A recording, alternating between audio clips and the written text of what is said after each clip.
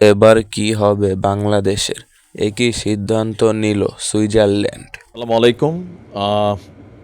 এই খবরটা কিছুটা তো মন খারাপের খবর বাংলাদেশের জন্য। এমনিতেই সরকার পতনের পর বৈদেশিক বিনিয়োগ বাংলাদেশে আসছে না। এর মাঝখানে উন্নত রাষ্ট্রগুলো বাংলাদেশকে বিভিন্ন কাজে বিনিয়োগের পাশাপাশি বেশ কিছু সহযোগিতা করত। যেহেতু বাংলাদেশে রোহিঙ্গা আছে, আমাদের জীবনযাত্রা জনগোষ্ঠীর জীবনমান আসলেই খুব বেশি যে ভালো তা না, কতিপয় মানুষ ভালো থাকলেও অল এভারেজ আমজনতার জীবন দুটোকেই কাটে। তো এগুলোর জন্য পৃথিবীর বিভিন্ন দেশ বাংলাদেশকে সহযোগিতা করত। ক্ষমতায় বসার পর মার্কিন যুক্তরাষ্ট্রের যে সহযোগিতা বিশ্বজুড়ে আগামী 3 মাসের জন্য বন্ধ। তবে আমরা শুনছি যে আমাদের রোহিঙ্গা ইস্যুতে তারা কিছুটা সাপোর্ট করবে, বাট অন্যান্য খাত বন্ধ হয়ে গেছে। এখন বাংলাদেশকে আরেকটা দাতা দেশ আছে, দেশটার নাম হচ্ছে সুইজারল্যান্ড।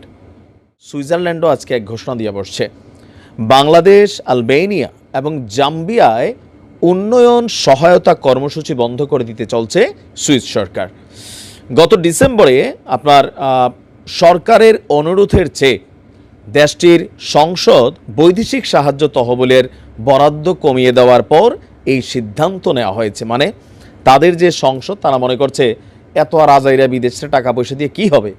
তবে বাংলাদেশেও বিলিয়নস অফ ডলার কিন্তু আসে, কিন্তু এগুলা প্রকৃতপক্ষে মানুষ কতটুকু পায়, জনগণ কতটুকু জানে। যখন এগুলা খবর পাই আমরা জানি দাতাদেশ তো কী পরিমাণ টাকা টোকা দেয়, এগুলা সে কোন খাতে খরচ হয়, বৈশ্বিক জলবায়ু ফান্ড থেকে কত টাকা আসে, এই রাজনৈতিক সরকারগুলা তারা ভালো জানে। তো উন্নত রাষ্ট্রগুলো কিন্তু এগুলোকে ফলো করে যে এদেরকে যে দিচ্ছি এগুলো নিয়ে সঠিক জায়গায় কাজে লাগাচ্ছি কিনা। যখন দেখে যে না, যেই ফান্ডটা দেওয়া হচ্ছে যেই কাজে এগুলোর ব্যবহার নাই, দুর্নীতির খবর আসতেছে দেশে বিদেশে, তখন ওই দেশগুলোতে তারা ফান্ডিংটা বন্ধ করে দেয়। 2025 সালের আন্তর্জাতিক সহযোগিতা বাজেট থেকে 11 কোটি সুইস ফ্রাঙ্ক অর্থাৎ 1468 কোটি টাকা কমিয়ে দিয়েছে দেশটির সংসদ। পাশাপাশি 2026 থেকে 28 সালের আর্থিক পরিকল্পনা আপনার 32 কোটি 10 লক্ষ সুইস ফ্রাঙ্ক অর্থাৎ 4285 কোটি টাকা কাটছাট করা হয়েছে। বিবৃতিতে বলা হয়েছে এই পদক্ষেপের কারণে দ্বিপাক্ষীয় অর্থনৈতিক বিষয়ভিত্তিক সহযোগিতার পাশাপাশি বহুপাক্ষিক সংস্থাগুলোর কার্যক্রমেও প্রভাব পড়বে, অবশ্যই পড়বে। আপনার সুইজারল্যান্ডের নির্বাহী সংস্থা ফেডারেল কাউন্সিলকে আন্তর্জাতিক সহযোগিতা কাটছাটের বিষয়ে অবহিত করা হয়েছে। এতে Swiss agency for development and cooperation 2028 সালের শেষ নাগাদ বাংলাদেশ, আলবেনিয়া, জাম্বিয়ার সঙ্গে দ্বিপক্ষীয় যে উন্নয়ন কর্মসূচি আছে সেগুলো বন্ধ করে দিবে। এছাড়া 2025 থেকে 28 পর্যন্ত আপনার দেশ এবং বিষয়ভিত্তিক কর্মসূচি এবং সংস্থাগুলোতেও ব্যাপক কাটছাট করবে। তবে মানবিক সহায়তা, শান্তি প্রতিষ্ঠা আর ইউক্রেনের জন্য তারা টাকা পয়সা দিবে। এখন এগুলাতে আসলে ইফেক্টটা কি পড়বে? অনেক কিছু পড়বে।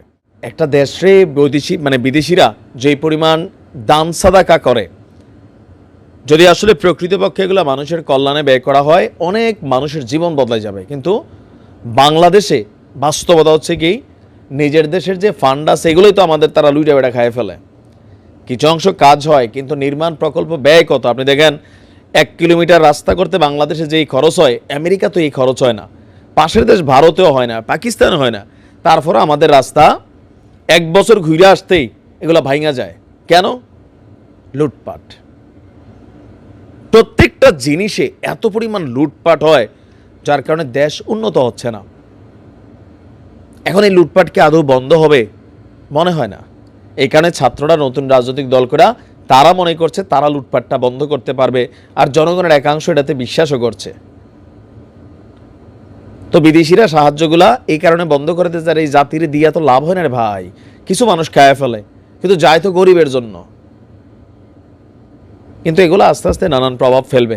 ট্রাম্পের সিদ্ধান্তের পরে সুইজারল্যান্ড, এরপরে হয়তো আরও অনেক দেশ আসবে।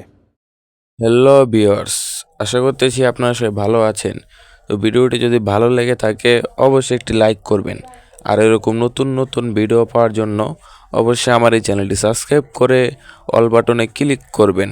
ধন্যবাদ, দেখা হচ্ছে পরবর্তী কোনো ভিডিওতে।